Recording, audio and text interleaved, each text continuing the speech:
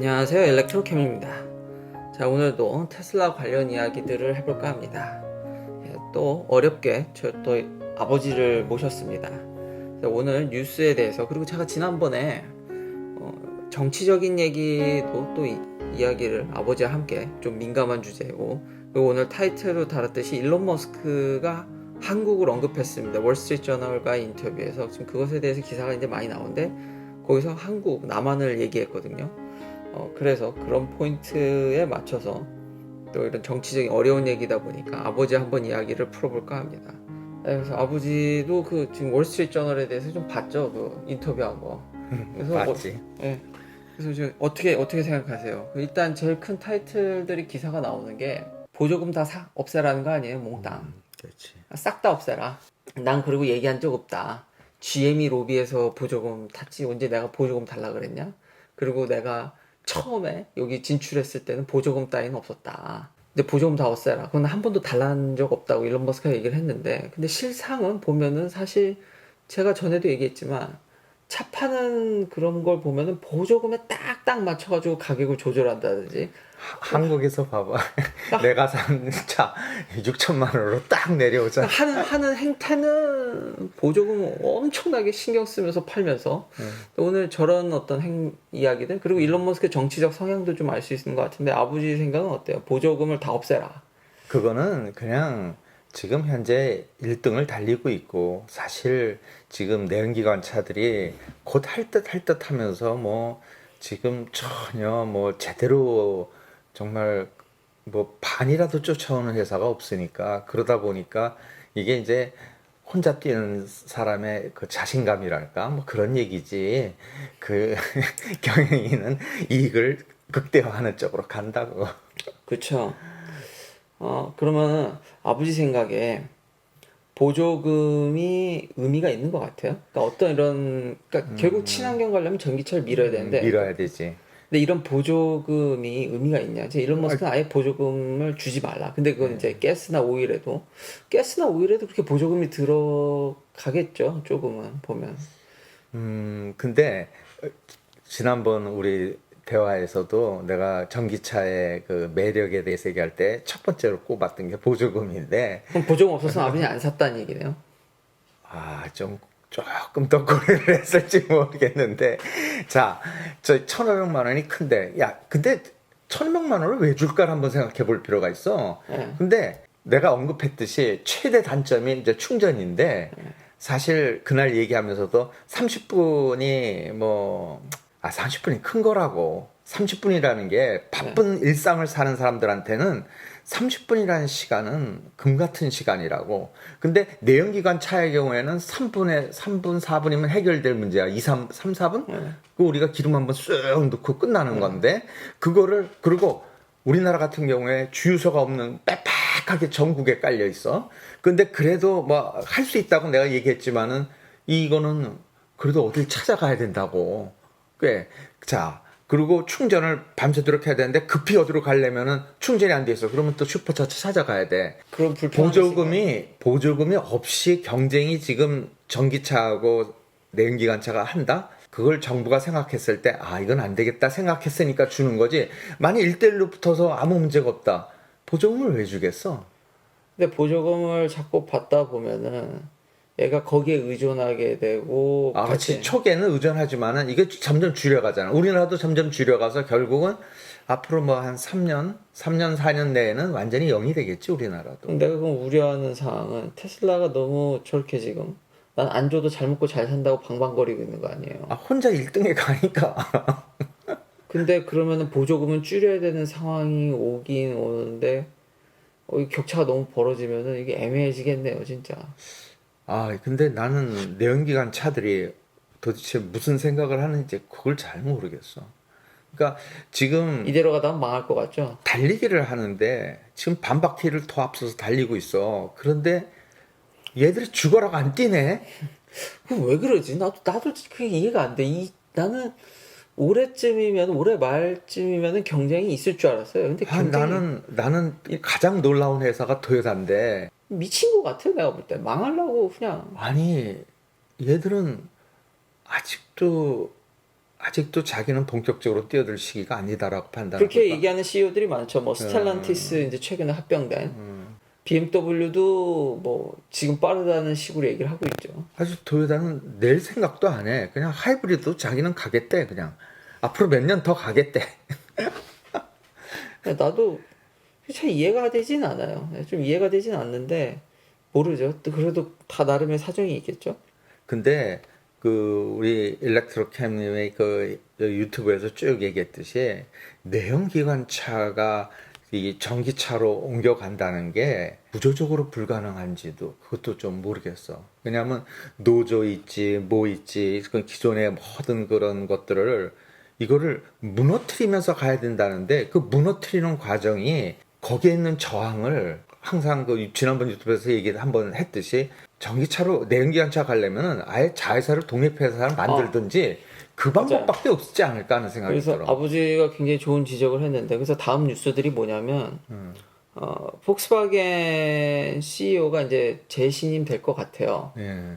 그래서 기사도 내가 이제 아버지가 말한 대로 기존의 내연기관 가능성이 없다라는 그 분위기도 반영될 겸 이제 어쨌든 재신임 될 것 같은데 노조의 맹폭 때문에 위치나 파워가 줄어들 거다. 그리고 원래 본인대로 EV를 추진하는데 무지무지 어려울 거라는 관측들이 있고, 그리고 아까 내연기관 회사들은 안 되니까 지금 폭스바겐이 자구책으로 좀 내놓는 게 포르쉐를 좀 더 이제 IPO를 해서 원래 폭스바겐 산하 이제 자회사인데 그걸 이제 IPO 해서 전기차 쪽으로 좀 더 쉬프트하는 쪽으로 펀드를 받아서 지금 그러니까 자기가 안 되니까 살을 떼어낸다든지 그리고 아버지의 의견을 베이스로 생각한다 그러면 루시드나 리비안이 기존의 내연기관 회사들보다 월등히 낫다라고도 보여지네요. 그리고 애널리스트들 중에서는 모건 스탠리 같은 경우는 리비안이 테슬라를 잡을 유일한 대항마다 뭐 이런 얘기도 하거든요. 내가 볼 때 내연기관차하고 지금 테슬라가 크게 다른 점이 내가 보는 관점인데 나는 뭐 이쪽 전공도 아니지만은 보는 관점에 크게 두 가지가 있는데 참고로 아버지는 주식도 없죠? 없지. 난 주식 없지. 테슬라 주식 없어. 근데 내가 이번에 테슬라 차를 사면서도 놀라웠던 점은 내가 테슬라 그 상점에 가본 적도 한국에 어디에 테슬라 상점이 있는지도 몰라. 다이렉스예요. 그냥 인터넷으로 신청하고 어느 날 갑자기 돈을 4,500만 원 보내래. 근데 저기 구자 하나 딱 주는 거야. 거기 넣으면서도 엄청 고민이 됐어. 이거 뜯기는 돈? 이거 혹시 사기다? 이런 생각까지 들게 4,500만 원 뜩 보내고 나니까 어느 날 갑자기 차가 집 앞에 오더라고. 그걸로 끝이야. 이런 시스템을 가져간다. 그리고 내가 테슬라를 볼 때 놀라운 점은 두 가지인데 이런 어떤 판매 시스템과 또 하나는 생산 시스템. 이걸 한 번에 찍어내려고 하고 계속 그거를 처음에는 조그맣게 찍어내더니 그 다음에 그걸 또 두 개 붙여서 찍더니 전체를 이렇게 찍어낸단 말이야. 이런 시스템으로 가는 거를 기존의 내연차들이 하지 않았던 시스템이라고 둘 다. 근데 이런 시스템으로 가는 거가 과연 내연기관 차들이 할 수 있을까? 어렵다고 봐. 그럼 망하는 거네 이제? 그렇지. 다 빠이빠이 하는 거네? 그래서 못하는 거다 이렇게 보는 거지. 결국 살 길은 저렇게 뭐 분사하거나 분사해도 어렵다고 봐. 나는 그 포르쉐 분사해서 아니 그 포르쉐에 있던 이런 이 구조는 그냥 어디 딴 데로 보내고 아니 있는 채로는 안 돼. 근데 포르쉐 같은 경우는 대량 생산 체제가 아니었으니까 조금 가능성이 있다. 고급차를 만들었으니까 기존 내연기관하고는 조금 다른 형태였으니까 근데 뭐 물론 부정적으로 보는 사람도 많아요. 어차피 그 뼈대가 어디 가겠냐 뭐 그런 얘기도 많아요. 이게 자동차라는 게 부품 수가 엄청나다고. 그리고 그 밑에 딸린 우리나라의 현대 기아차만 봐도 밑으로 딸린 이게 있는데 이걸 다 한 번에 쑥 쓸어버리고 우리 전기차 할래. 이거는 절대 1, 2년에 할 수 없는 일이라고. 이거는 10년, 20년을 보고 가야 되는데 10년, 20년 동안 천천히 가는 거야. 그러면 전기차를 제대로 한 번에 확 할 수 있냐? 불가능하지. 그렇기 때문에 내연기관 차들은 절대로 전기차로 난 못 간다고 생각을 가면은 한 30년쯤 걸릴 거야. 그럼 뭐 이거 큰일 나네. 근데 그러면은 또 다른 이야기. 제가 지금까지 이런 뉴스들 보면 루시드나 리비안에 대해서 제가 그냥 전 중립이죠. 좋지도 그치. 않고 나쁘지도 않고. 아, 나도 그래. 그렇게 본 이유가 생각을 해보면 루시드나 리비안의 지금 공장장들이 내연기관에서 스카웃된 사람들이란 말이죠. 그러면은 거기도 위태위태하지 않아요? 사람들이 크게 관가하는 게 테슬라가 어느 날 저기 일렉트로 캠도 얘기했잖아. 어느 날 갑자기 이게 그냥 붕 떴다? 아니라고. 정말 무명의 시절이 있었잖아. 무명의 시절. 그러다가 어느 날 그냥 확 빛으로 올라가는데 그게 하루아침에 올라간 게 아니라 여기서 엄청 다졌다고. 그래서 올라가는 건데 사람들은 여기만 보지, 여기 올라갈 때만. 그래서 그렇게 느끼지만은 이런 다지는 기간이 필요하다고. 리비안? 하루아침에 이렇게 될 수 있을 것 같아? 안 된다고. 그게 그렇게 쉬운 일이 아니란 말이야. 이런 얘기하면 앞으로 많이 다질 것 같은데 괜찮겠어요? 뭐 앞으로 사실대로 얘기할 뿐인데. 아니, 내연기관이 큰 착각을 하는 거는 토요타가 1000만 대를 만들어 1년에 만들어 봤어. 아이야 씨, 나는 1000만 대. 이제 테슬라 아직 100만 대 못 넘었어. 에이, 제 애숭이지. 이렇게 생각할 수 있다고. 큰 착각을 하는 게 뭐냐면 완전히 다른 동네라고. 전기차라는 거하고 내연기관 차라는 거는 다른 동네인데 저 동네에서 100만 대하고 이 동네에 1000만 대하고를 이건 비교를 할 수 있는 게 아니라고. 뭐 그러면 이제 내연기관 다 망하는 거네. 아니야. 내연기관 절대 안 망해. 그러니까 내연기관은 무슨 뭐 몇 년이면 뭐 다 전기차만 생산하겠다 뭐 하지만은 그거 잘 보라고. 완전히 막는 게 아니라고. 그리고 그 연수들을 잘 보면은 35년, 40년 얘기를 하고 있다고. 올해가 몇 년이야? 올해 21년이야. 그러니까 앞으로 20년 후에 얘기라고. 항상 일렉트로캠님이 얘기하잖아. 5년 내일은 모른다라고. 가봐야 하는 거지. 그러니까 그건 아니라고. 내연기관차 절대 안 망해. 걔네들 사는데 그런데 영향력은 줄겠네요. 조금 팔고 점점 전기차 늘 거잖아요. 근데 테슬라 외에 100만 대를 앞으로 몇 년 내에 누가 돌파할까가 나는 참 궁금해. 자, 토요타는 생각도 안 하고 있지. 뭐 폭스바겐 뭐 등등 뭐 하겠다는 말은 오지게 해. 근데 실제 보면은 아니, 할 사람이 저러고 있나? 이런 생각 들 때가 많다만 옆에서 보면은. 근데 그게 왜 그럴까 보면은 마음이 없는 건 아니야. 근데 못해. 왜? 기존에 있는 이거를 갖다가 무너뜨린다는 거는 너무 어려운 거야. 그래서 차라리 나는 이제 테슬라를 쫓아올 회사가 뭐가 있을까 생각해. 역시 전기차 물을 먹은 리비안이나 뭐 루시드 이런 데 쫓아오고 차라리 애플이 새로 시작하면은 낫다. 그게 가능성이 있지. 아마 내연기관 차들은 그런 이제 옛날에 뭐 이렇게 유명했던 핸드폰 같은 거 뭐 저기 북유럽 쪽에 있었는데 보니까 노키아. 그냥 죽더라고. 그냥 시대를 못 쫓아가면. 근데 내연기관 차들은 앞으로 20년, 30년 잘할 거야, 앞으로도. 왜냐하면 소비자가 있으니까. 그렇지만은 20, 30년 후에 결국은 이런 뭐 애플이라든가 뭐 이런 이제 새로운 전기차 할 사람들이 열심히 해갖고 걔네들은 죽기 살기로 할 테니까 다른 게 없으니까 내연차 없으니까 그냥 막 뛰어들겠지. 그래갖고 그 사람들이 이제 뭐 테슬라하고 1, 2, 3, 4 등을 겨루겠지. 그러면서 이 점점 잊혀져 가는 세상이 올 거다 이렇게 보는 거지. 그만큼 어렵다고. 당장 그게 무너질 것 같지만은 아니야. 알겠어요. 그러면은 이번에 요즘 다 아주 주식 시장이 핫해서 그런지 다 IPO 하는데 모빌아이, 인텔이 먹은 모빌아이 이런 자율주행 부품 제공하는 회사들. 뭐 좀 더 확장하면 엔비디아도 있겠죠. 엔비디아도 자율주행차 한다고 하는데 뭐 이런 회사들은 어떻게 생각하세요? IPO 해야지. IPO의 목적은 결국 투자를 2배, 3배 늘려갖고 받은 돈으로 이제 한번 대세게 해보겠다는 거거든. IPO라는 게. 그러니까 지금 사실 자금은 받은 거지. FS 베타. FS 베타. 이게 좌회전 우회전을 막 하고, 이건 뭐야? 이게 너무 또 앞서가네. 빨리 쫓아가야지. 그래서 그 모빌아이도 하는 거지. 근데 충분히 그 모빌아이는 뭐 그것만 하는 회사니까 뭐, 시간이 걸리겠지, 쫓아가겠지 금방. 그리고 뭐, 재밌는 경쟁자가 되겠지 테슬라하고. 근데 뭐 데이터 수집이라든지 걔들이 아이고. 하긴 근데 부품을 많이 뿌리면은 차를 뿌려서 얻는 데이터보다 더 많이 얻을 수도 있겠네요. 이거는 내연기관차가 전기차로 전환하는 거하고는 다른 차원이라고. 충분히 쫓아갈 수 있고 시간이 좀 걸리겠지만은 그건 가능성이 있는 문제니까. 가능성이 있는 문제. 부품 회사 IPO는 괜찮지만 역시 포르쉐 IPO 하는 거는 그냥 생쇼다. 뼈를 깎는 아픔을 이겨내면 되겠지.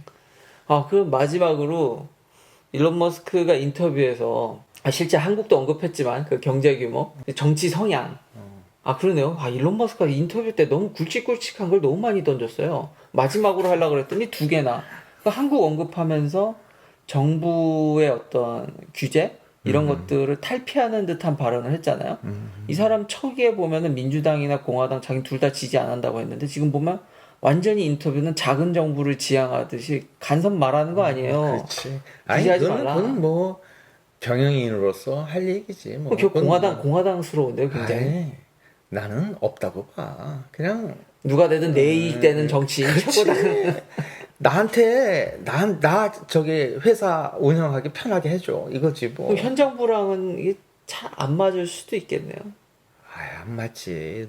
이 바이든은 노조의 표를 얻었는데. 근데 이게 참 애매한 게 그럼 트럼프랑 잘 맞냐? 당은 잘 맞는 것 같은데 트럼프도 사실은 어느 당이 맞겠어. 그냥 사업을 잘 되게 해주십시오 이거지 뭐. 여튼 그러면서 이제 어떤 규제나 오늘 자유로움에 그렇다고 해서 자기가 완전히 무정부주의나 그 정도는 아니라고 했는데 그러면서 비교하면서 한국 얘기를 했기 때문에 입에서 한국이 나왔잖아요. 일론 머스크 입에서 한국이 나왔으니까. 그리고 마지막은 인구 문제. 일론 머스크도 저출산에 대해서 굉장히 심각하게 생각하더라고요. 가장 심각한 나라가 우리나라고. 아니 우리가 제일 심각한데 미국은 별로 그렇게까지 심각하지 않잖아요. 미국은 계속 받으니까. 그리고 오려고 구름같이 오고 있고. 그러니까. 근데도 걱정을 하니 난 참 신기해요. 그렇지. 근데 미국의 발전의 원동력 중에 하나가 이민자죠. 이민자들에 의한 거니까. 미국은 경제 확장 세계가 다 되죠. 그러니까 선진국들 같은 경우는 인력 투여가 안 되잖아요. 근데 생산성 증대로 경제 규모를 확장시키는데 미국은 인력 투여도 되고 생산성 증대도 되고 뭐 자본력도 투여할 수 있고 GDP의 3요소 아니에요. 우리나라도 좋든 싫든 이제 이민자를 받아야 될 상황이 가겠죠. 그거는 뭐 되게 진통이 심할 텐데 100% 필수라고 봐. 필수인데 엄청 유럽 받으면서 얼마나 인구 구조를 보면 이렇게 줄어들고 있는데 밑이 이렇게 되고 있다고. 그런데 어떻게 안 받고 버티냐고. 그건 불가능한 얘기야. 근데 이민자를 답이 있는 질문이야 이건. 그렇긴 한데 이민자 받은 미국은 원래 이거에 숙달돼 있으니까 이걸 어떻게 매니징한다 치지만 애시당초 이민자로 세워진 국가니까 유럽 보세요. 이민자 받으면서 얼마나 그 진통과 그 충돌이 얼마나 많이 일어나요. 우리는 거의 단일 민족이야. 우리나라가 참 어려운데 받아야 된다면서요 지금. 방법이 없는데. 통일이 답니까? 통일도 참 좋은 솔루션인데 그것도 쉽지 않죠. 되게 머리 아프지. 염원하는 거고 하루아침에 됐으면 좋겠지만은 그것도 쉬워 보이진 않는 건데요. 진짜 어려운 거지. 그래서 이런 인구 문제에 대안으로 이 사람이 테슬라 봇을 얘기했어요. 근데 실제로 그런 것들이 일론 머스크 답다.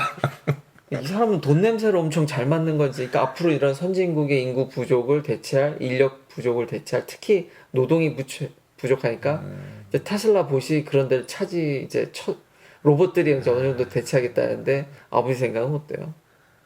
앞으로는 로봇 세상이 오겠네. 근데 그게 쉽지 않잖아요. 예를 들면 아버지도 보스턴 다이나믹스 보면 덤블링하고 뭐 온갖 우와 하는 거 잘하는데 우와 하고 끝나잖아요. 뭐 되는 게 없잖아 하나도. 보스턴 다이나믹 그렇게 점프하고 균형 잡은 거 5년도 더 됐어요. 개발된 거는. 근데 사업화가 안 되잖아요.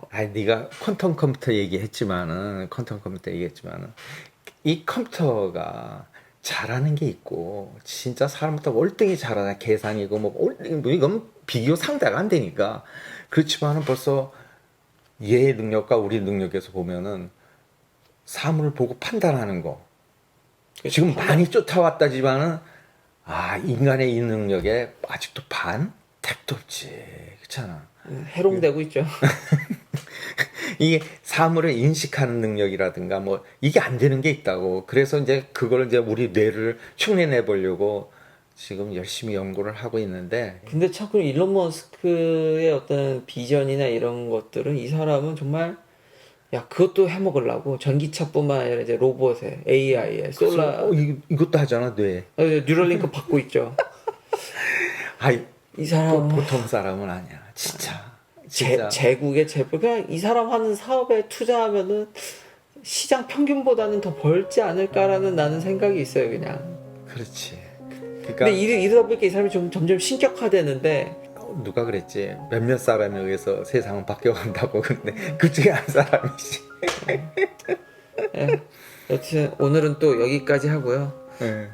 또 다음에는 이제 그러면은 이제 한번 계속 FSD 베타 나올 거니까 10.6 바꾸면 그거 리뷰랑 뭐 좀 테슬라의 어떤 그러니까 뭐 망하는 시나리오라든지 오늘 너무 찬양만 해가지고 다음번에 이야기하도록 하겠습니다. 긴 영상 시청해 주셔서 감사합니다. 예, 내일도 테슬라 관련 이야기들로 찾아뵙겠습니다.